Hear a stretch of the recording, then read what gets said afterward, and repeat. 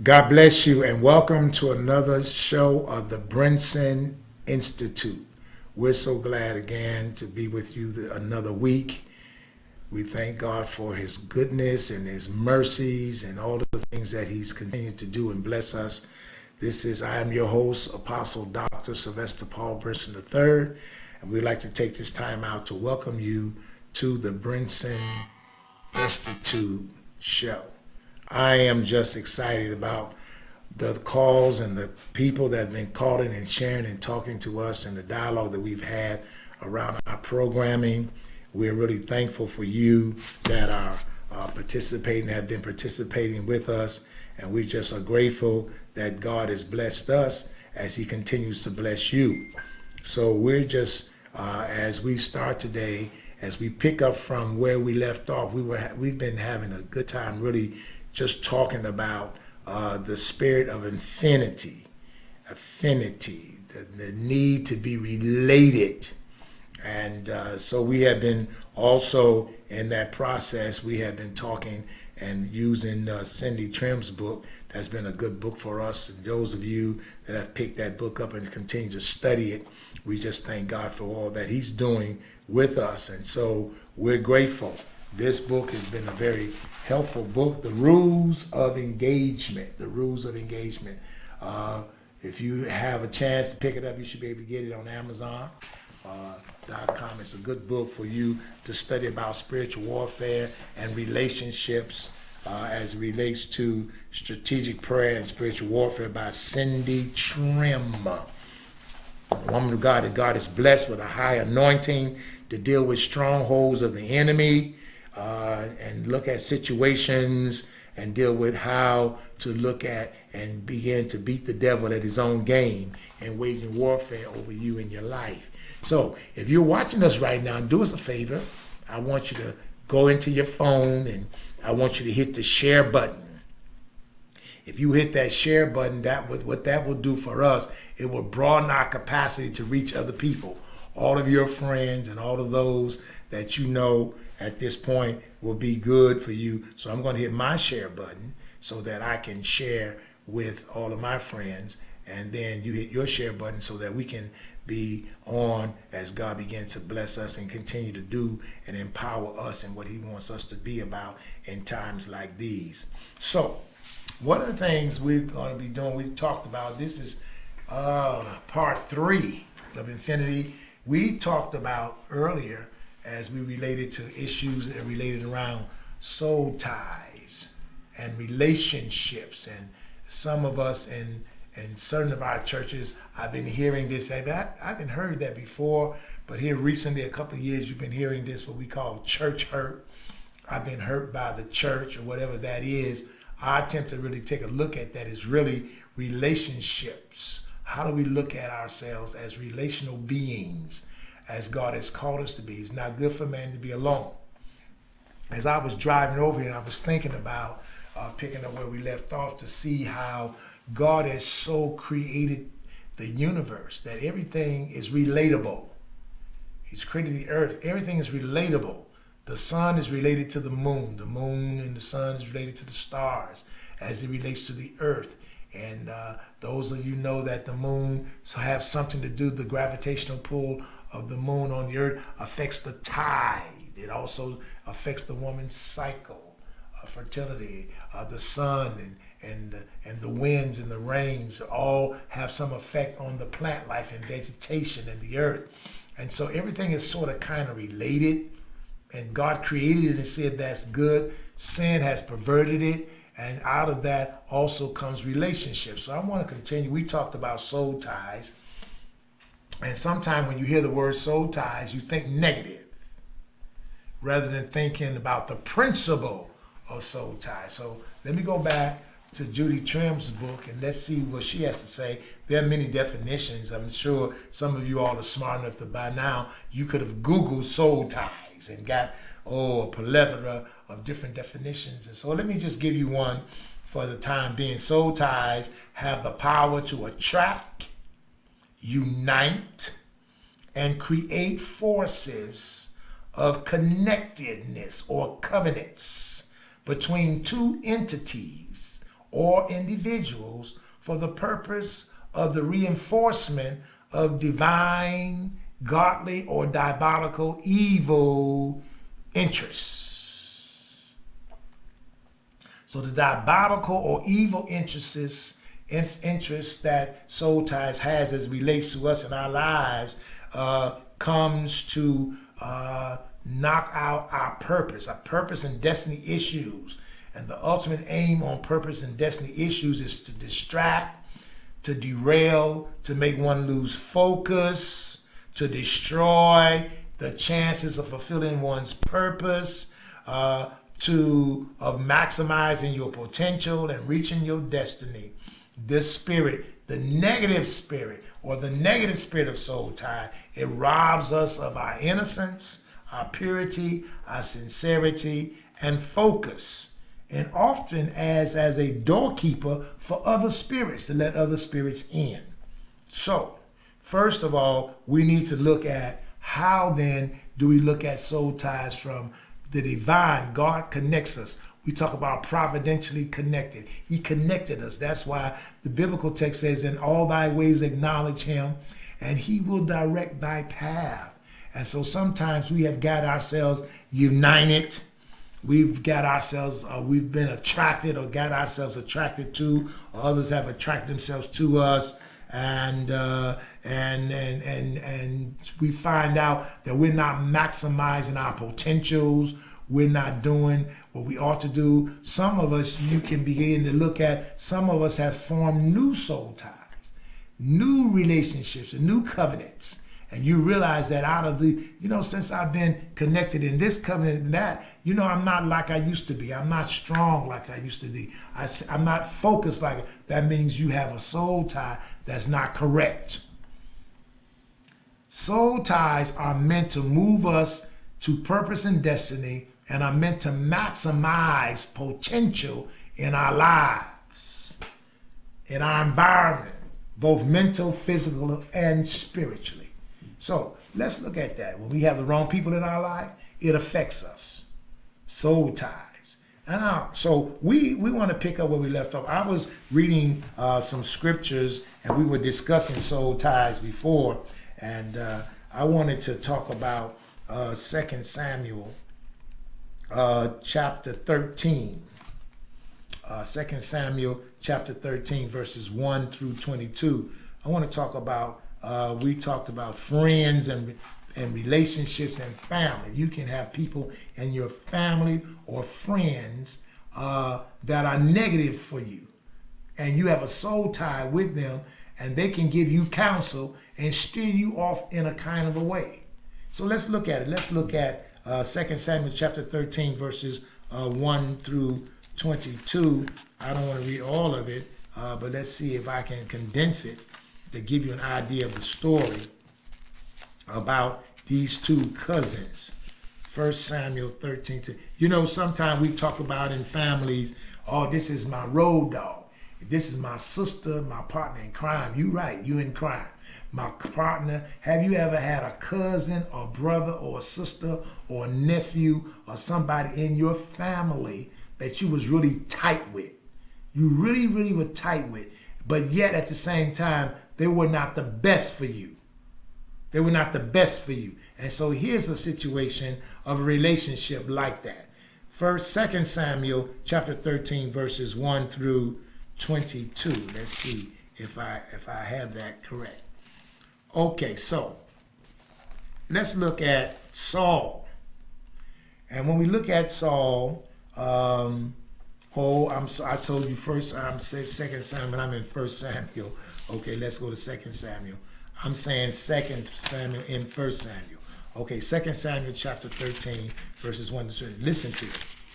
And it came to pass after this that Absalom, the son of David, had a fair sister. Fair means nice, beautiful.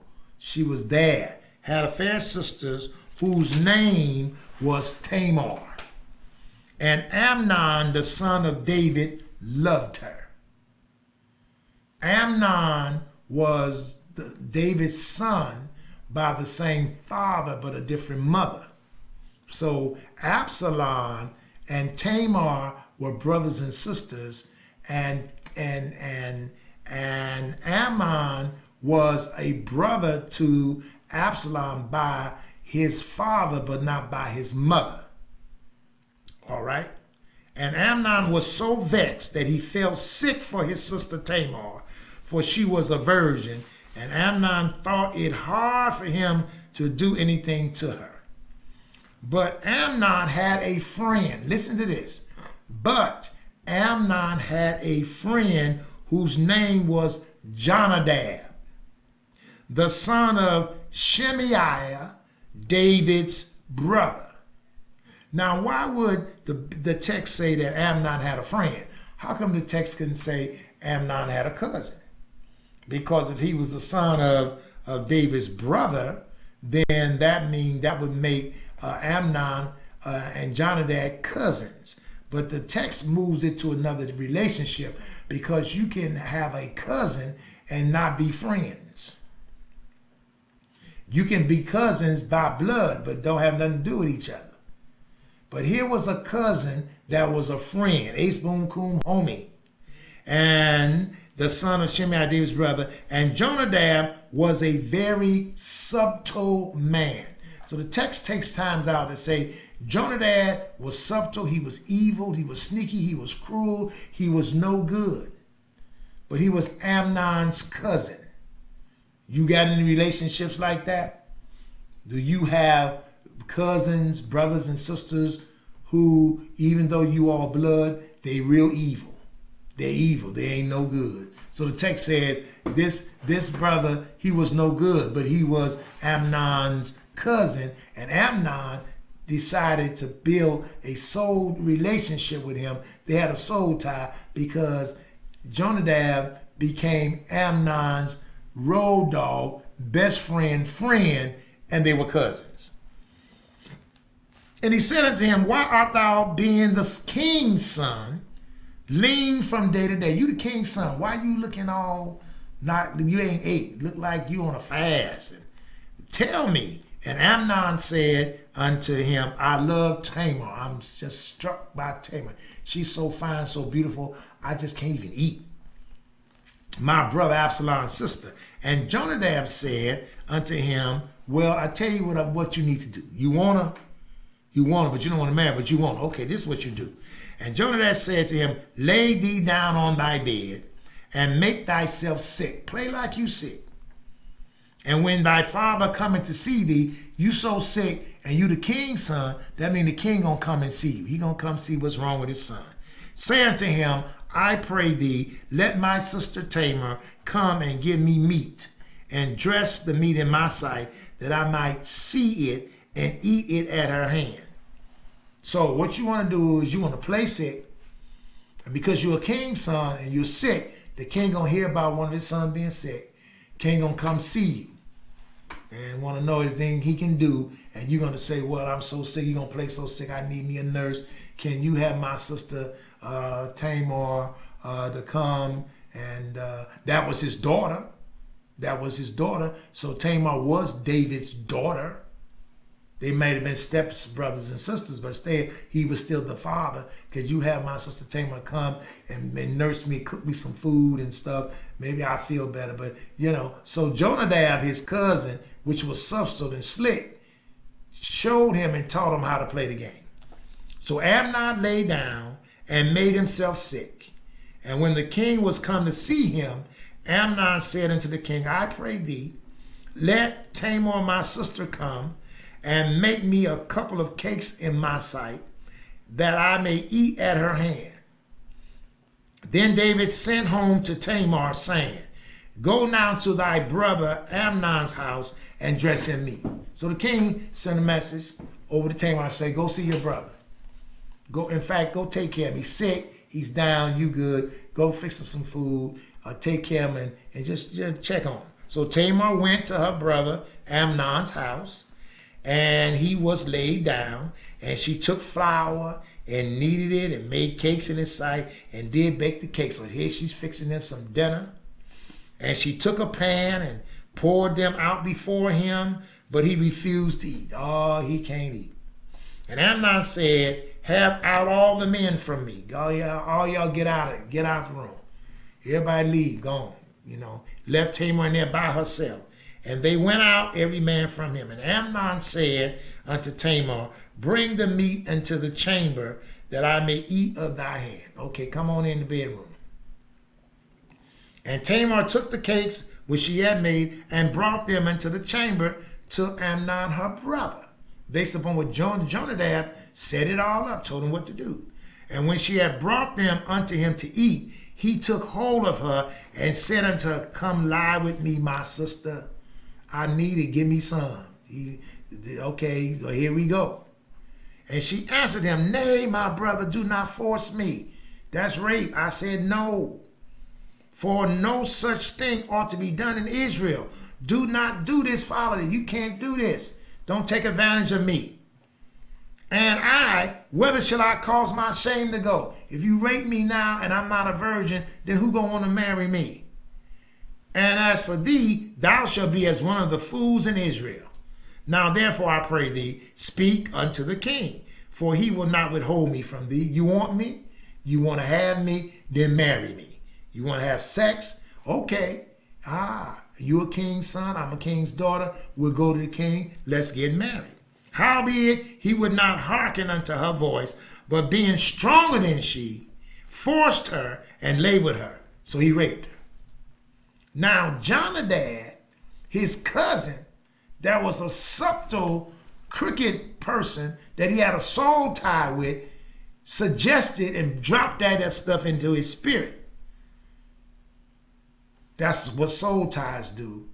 When you in a negative, diabolical, evil relationship and you have covenants and soul ties with people that are no good, don't mean you no good, they will use their influence, because soul ties also have influence, will influence you to go against that which you stand for, go against that which you know better, and set you up for a process. So this is what happened.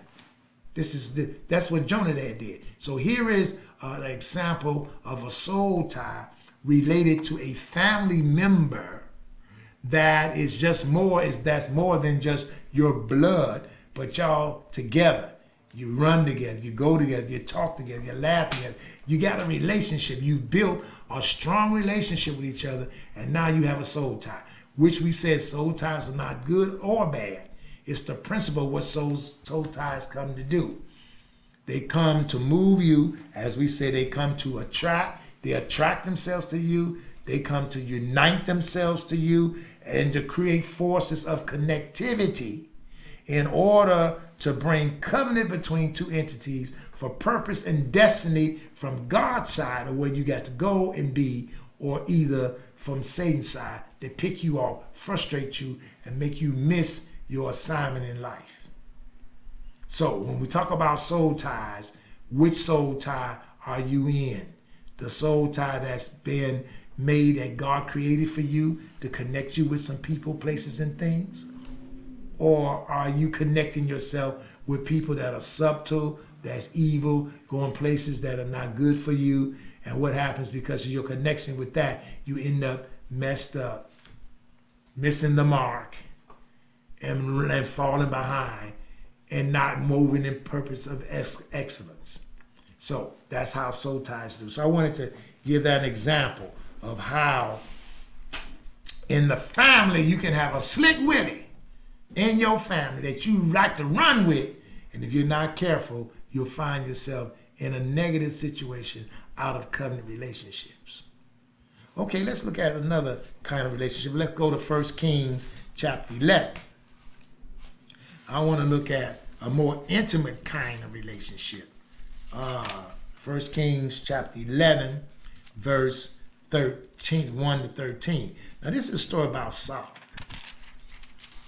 Solomon, 1 Kings chapter 11, verses 1 through 13. Solomon got himself in some situations that, you wouldn't believe he did, being the fact that God spoke to them. And God said, if I send pestilence and if they look toward this place, I'll heal the land. God said, I'm going to give you wisdom. I'm going to give you wisdom to go out and go out and come in before the people. You're going to be wiser than anything before you or after you.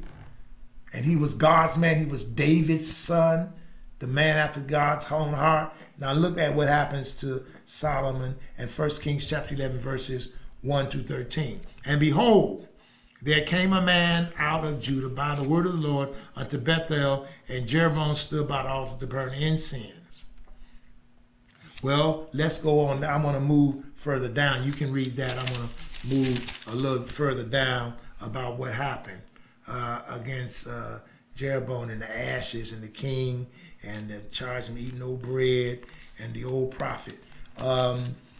Let me mention this before we get to that. 1 Kings chapter 11, verses 1 to 13. I want to talk about, let's see, 1 Kings chapter 11. But King Solomon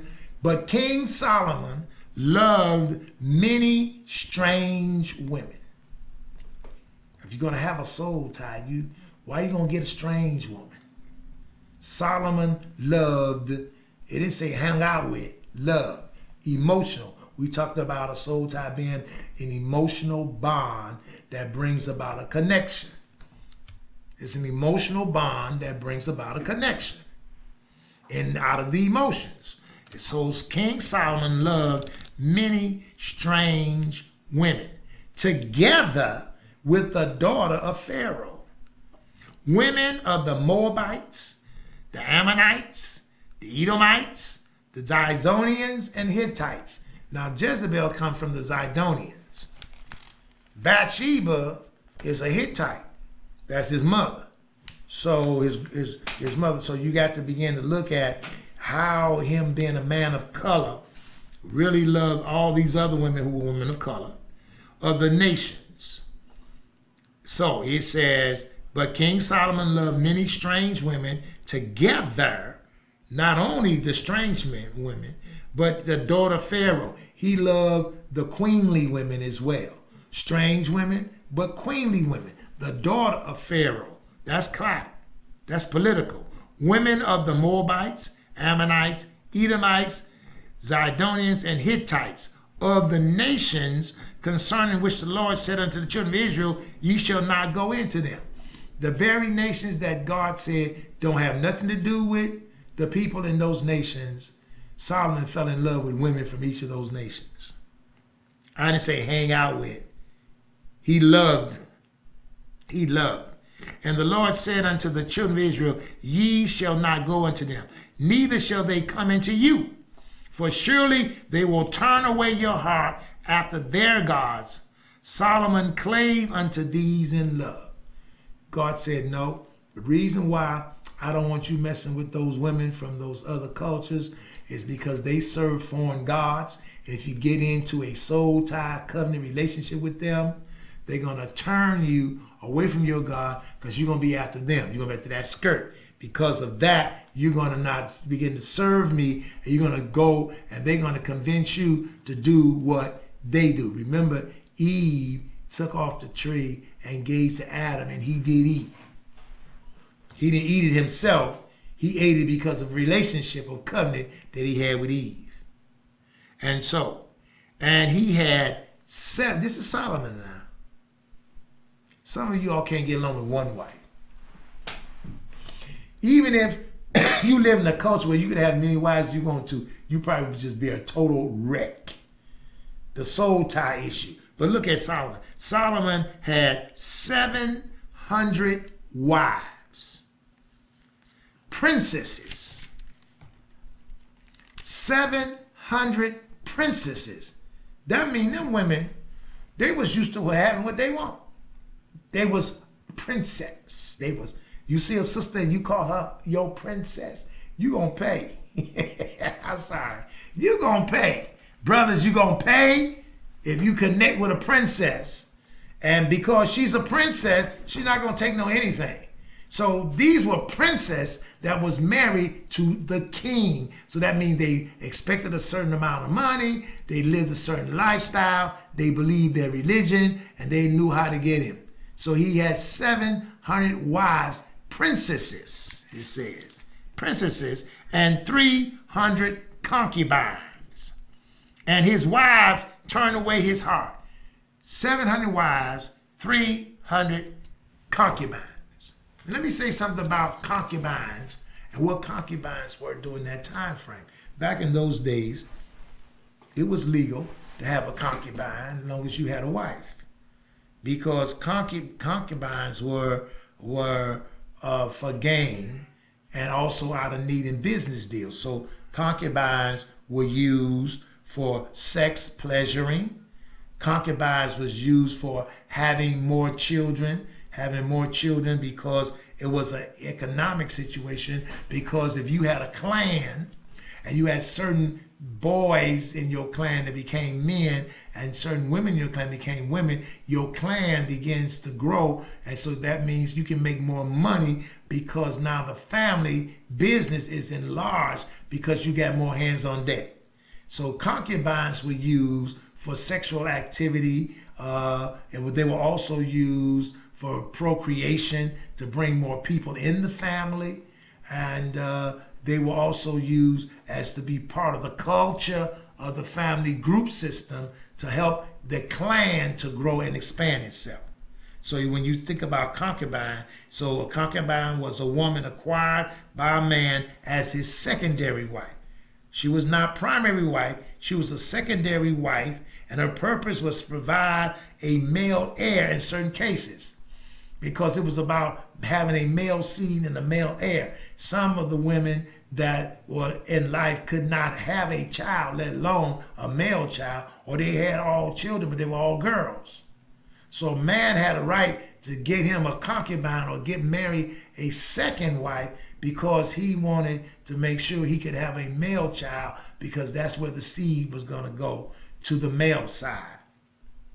So therefore, if he had a barren wife, then he was given the authority to have a concubine, a second wife, and provide more children in general to enhance the family, the workforce, the wealth, and satisfy the man's sexual desires.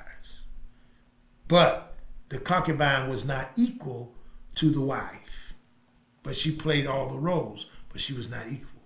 So what it says, for it came to pass, it says, when Solomon was old, that his wives turned away his heart after other gods, and his heart was not perfect or matured with the Lord his God, as was the heart of David his father.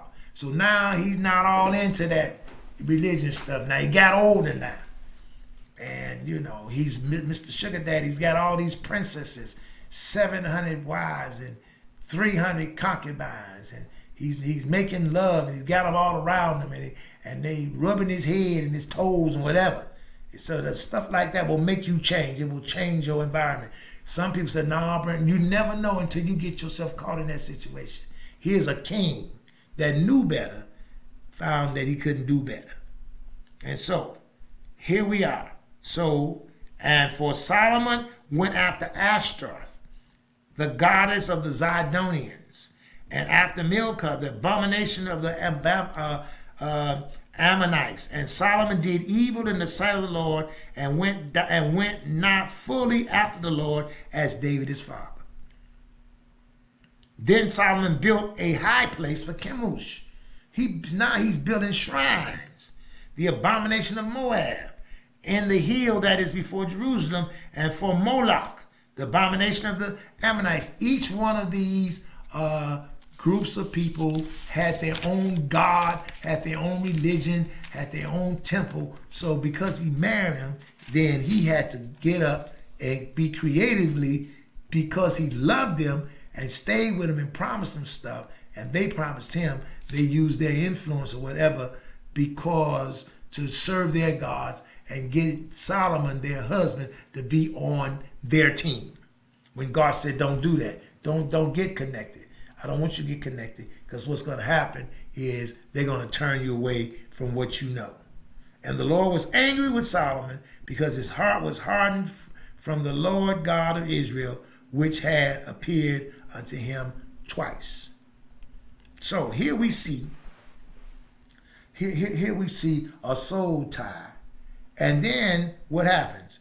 Wherefore the Lord said unto Solomon, for as much as this is done of thee, thou shalt not keep my covenant, and thou hast not kept my covenant and my statutes, which I commanded thee, I will surely, excuse me, rend the kingdom out of your hand, out of the hand of your son.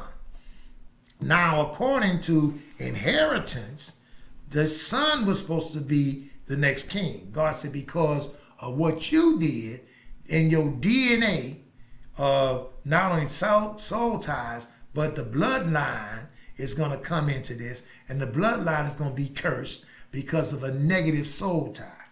So remember, negative soul ties can affect your bloodline DNA. It will surely affect it.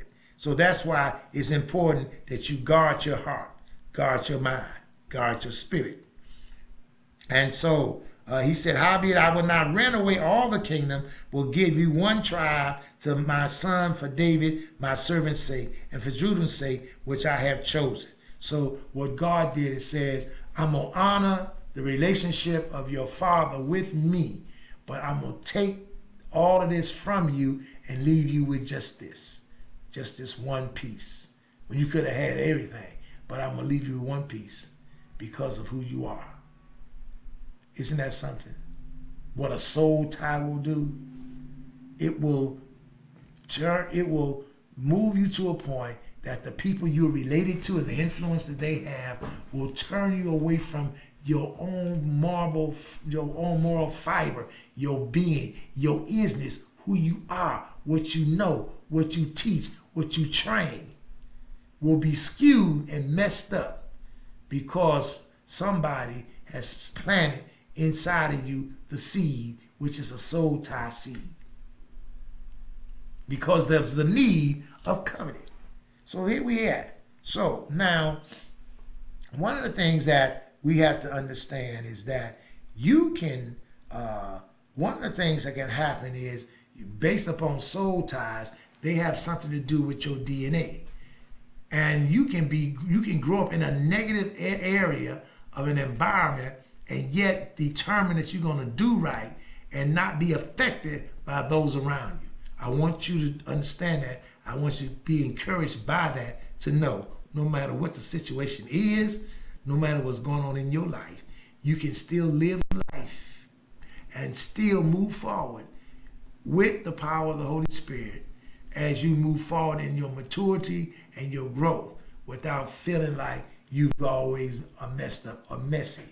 Don't let the strong man and your imaginations pull down some certain things in you where your natural man on the outside just devastates everything that you're about because you related to a soul tie, which we talked about. That is, to be able to have that soul tie has the power to attract, has the power to unite and create. Attract, unite, and create the soul tie. Remember that. It's important that you remember that because you're going to see this again. So let's look at that. So one of the things that I wanted to leave on record, because I didn't want to go too much into the definitions and more of the soul ties, because I wanted to segue out and to deal with some of the other affinities that we have. Remember, God has created us to be relational. There is a basic need in all of humanity to be relational. There's a basic need of all of us relating to our environment to be relational.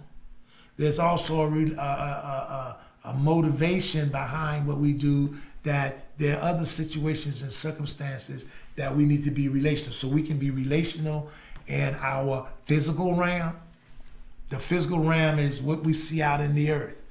The five sensories, what we see. We can be relational in our flesh and our bodies. Relational, we have relational needs. So we seek to fulfill those desires relational-wise. Then, second of all, we have needs in our spirit. Our spirit person, We are relational with the spirit realm, the spirit world. Everything around us that is spirit or spiritual, we have a relationship with. Did you know that? The question is, are you in a negative or a positive with that relationship? All relationships come out of negative or positive situations. And sometimes you'll find yourself in a negative soul tie, meaning you need to get up out of there. So we look at that. So now, when we look at that, we said that you have an affinity in your physical, in your flesh, in your body. You have affinity in your soul. And then we said there's an affinity of what? The spirit. So we got the spirit. God scooped down the earth and formed man out of the dust. Body, flesh. Breathe upon him the breath of life. Breathe upon him life, spirit. And man became a living soul. So we had three situations about us. We got our body, our soul, and our spirit, or our heart, the sum totality of our body, soul, and spirit. The heart, our inner self, versus outside stimuli, have something to do with all relationships. Isn't it something that God told the children of Israel when you go into the land? Those people, look, they're professionals. They do all kind of stuff, all kind of perverted stuff, all kind of diabolical stuff. I want you to know, when you come into the land, don't interchange with them. Well, I'll do it one time. Don't interchange with them, because you're gonna get hooked. And we'll know you hooked. You may not know it, but you are. So let's look at it. God creates man in the garden, puts him in there to name the animals. He realized there's nothing compatible to him. So God said, I'm going to create a woman, bone of my bone, bone of his bone, flesh of his flesh. She shall be called womb. Okay, so what happens? Now he has a relationship in his soul. She's so connected with him, emotions. And what happens? Satan says, okay, I can't let God just come into my earth and create something. I got to counteract this. So what Satan did as a spirit, he goes into the body of a serpent, which is more subtle, more cruel than any other circle in the land. So he identifies a person and have them to go double check for him, like most real brothers would do, and find out, so I know what she is about. Okay, so he comes and disguises himself in the form of a serpent, have dialogue with her, assure everything, but his ultimate goal is for her to eat off the tree that God so ordained so he can move on.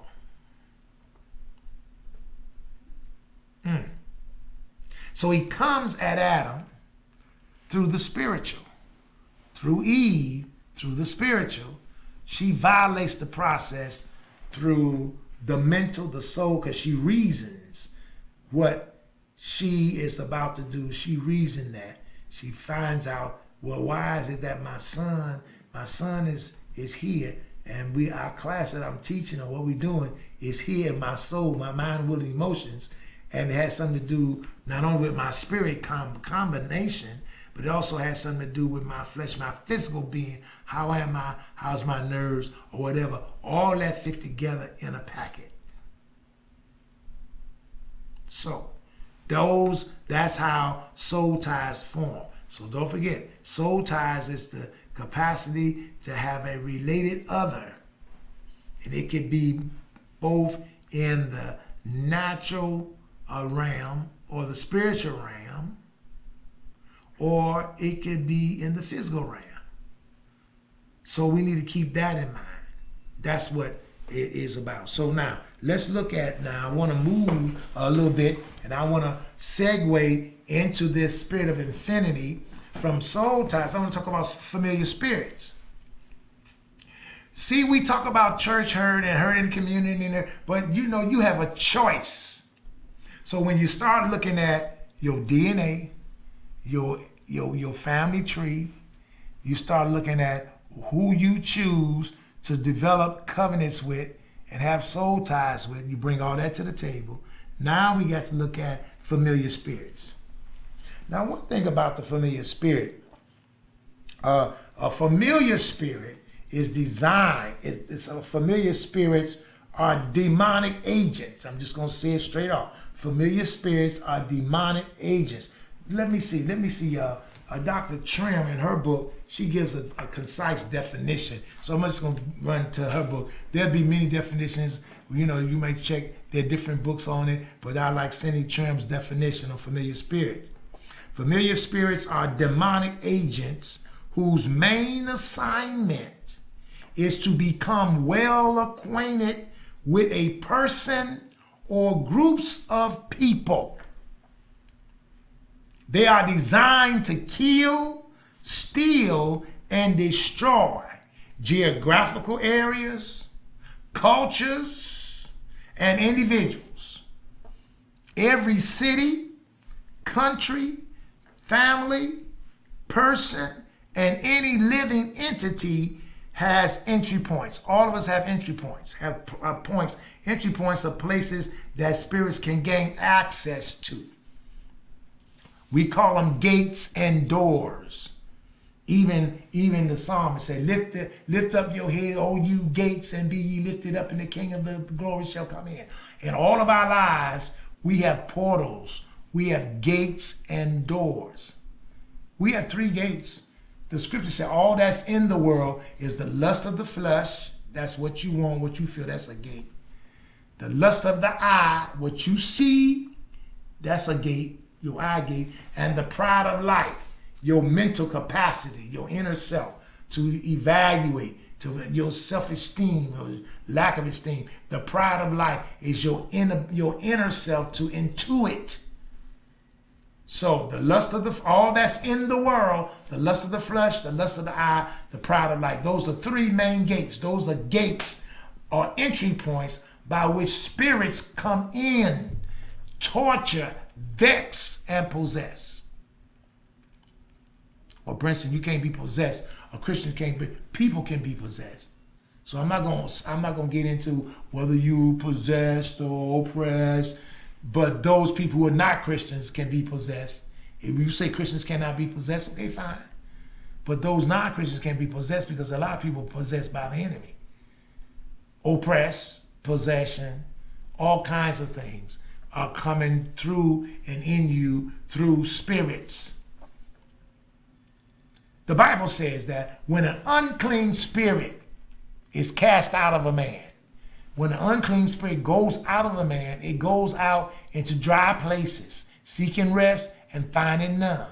It says, I will return where I was. And it picks up other spirits worse than them, worse than him. And it comes back, finding the house swept and garnished.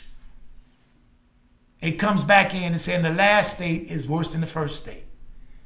Because that was a spirit, that was the stronghold spirit, a familiar spirit designed to know your weaknesses, your entry points, and all the tests and trials that comes to you from spiritual stuff. You need to be aware of, because God has created all of us to be in a covenant relationship. So the whole Adam and Eve piece started out with her and a dialogue of a spiritual, mental, physical combination. Because when she saw that the tree was good, and when she's remembered and reasoned with her that it was good for fruit and make one wise, then she took up the tree. She didn't take up the tree because it was pretty. She took up the tree because in her mind, she had been brought to believe that its purpose was going to help her be better. And God said, I don't need you to reason that. Just do what I tell you to do. So spirits come on, and spirits trace you. They're in your family lines. They know about you. They know what you do. They come. They're in the cities. They're in communities. They're in families. So you have to understand, and you know, people say, well, I'm in Chicago. There's certain parts, you have to understand they're in geographical areas. All geographical areas have familiar spirits assigned to them.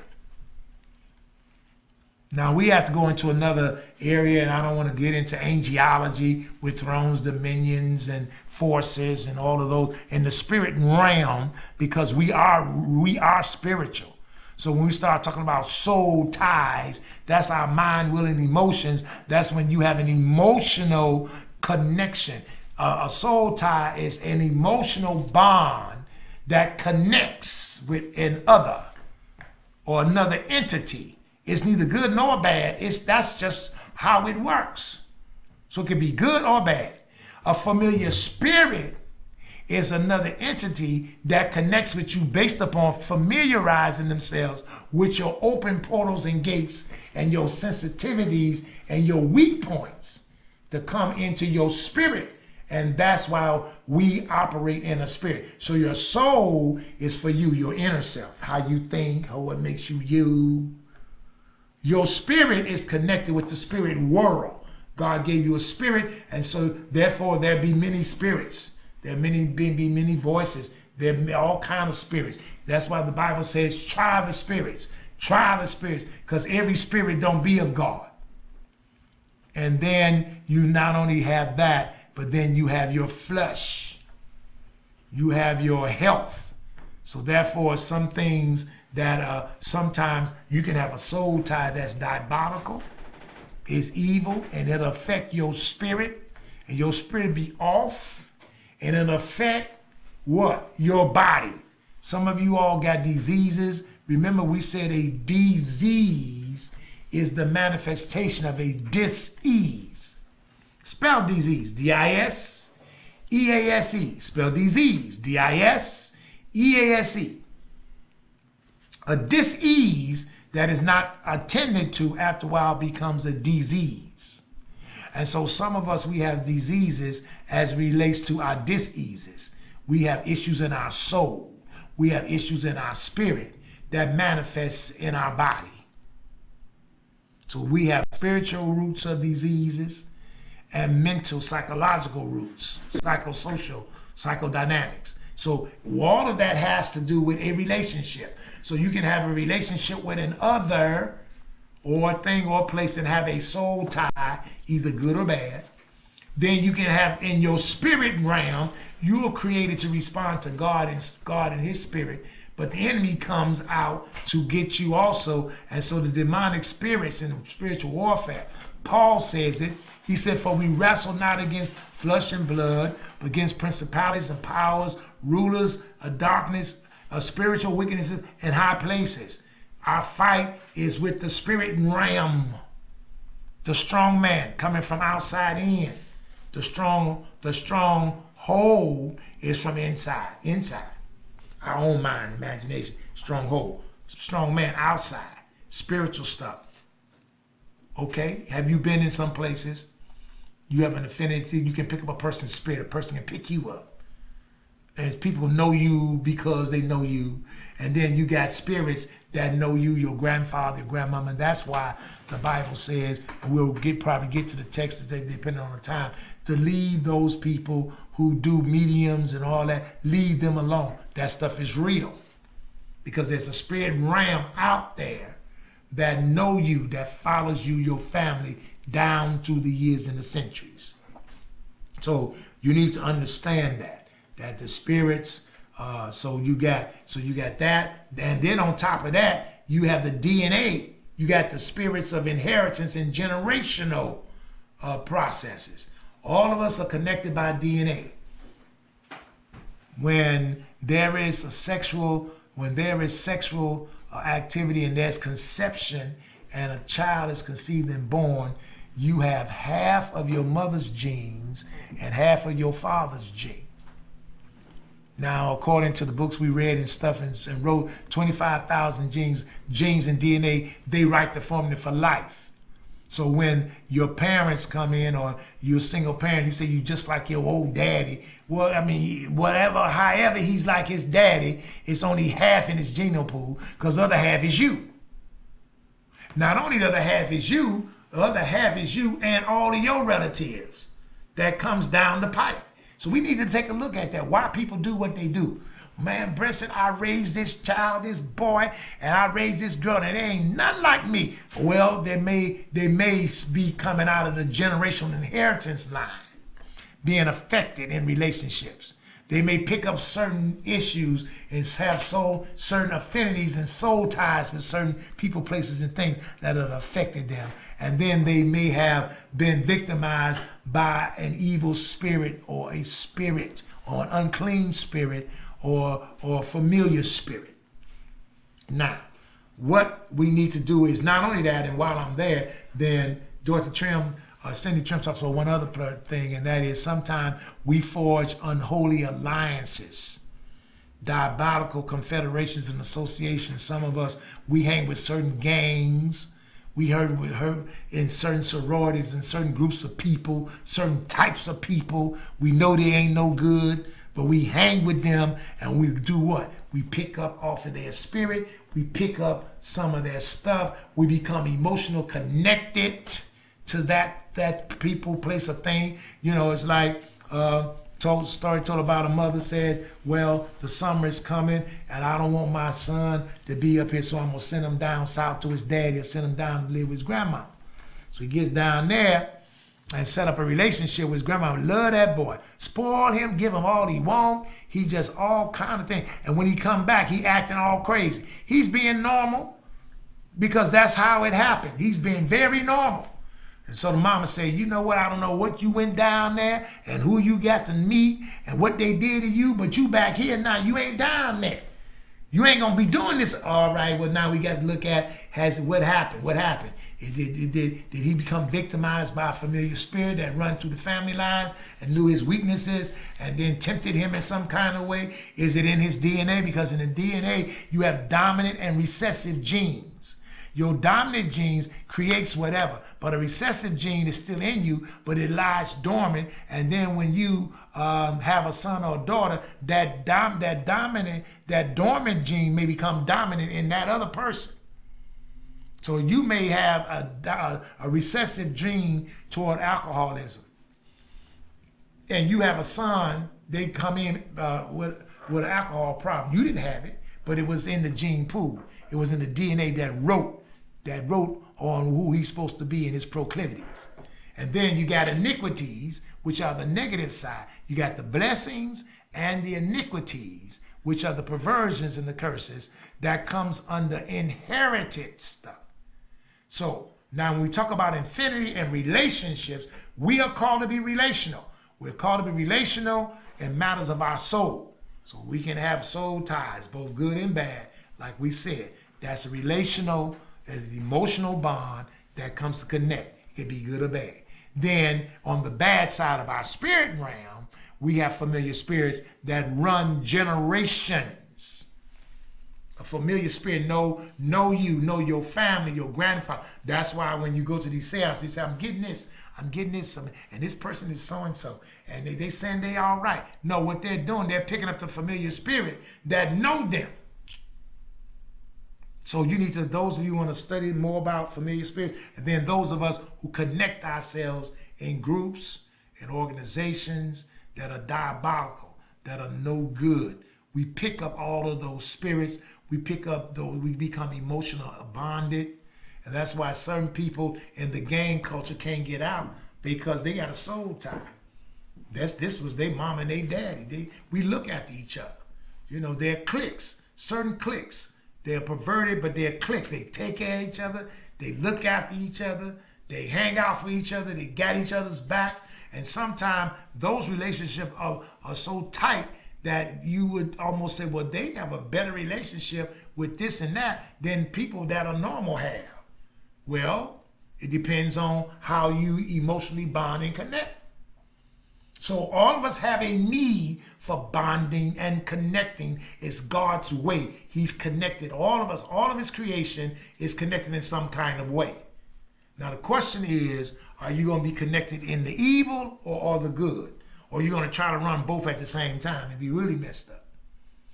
This is why I'm saying I'm taking time out to say this and talk about it, because we need to explain how the psyche and the mind and the spirit work, so we can stop crying about, I've been hurt by the church. Talking about I've been hurt. No, you ain't been hurt by the church. You was already hurt before you went to church. The people in church are people. You come to that church, you a person. So what choices did you make to become emotionally bonded and connected with needs and attitudes, spirits? You know, diabolical spirits, a familiar spirit can pick up another familiar spirit. A person that's been abused can pick up an abuser. An abuser can pick up a person that's been abused because of the spirit, the familiar spirit. It knows, it feels. That's why when people manipulate and control, they know who to go to. You'll find out those people who manipulate and control like to hang around weak people. That spirit identifies, or they may have some issues, so they need to control. So all of that, when you begin to understand how we are made, our psychological, social, emotional, physical self is made, you'll be better. God will give you a better understanding of how to go and come among people, what choices you make, who do you hang with, where do you run, where do you live. Certain geographical areas just carry certain spirits. I'm sorry. Who do you connect with? Two families come together. What's in that family? What's in this family? Well, we just say it. And then for some of us, well, we're not married, but we're shacking. Well, you won. If you're having sex, and once you begin to have a sexual encounter, intimate encounter with a person, you become one in body, mind, soul, and spirit. So you got to begin to look at that.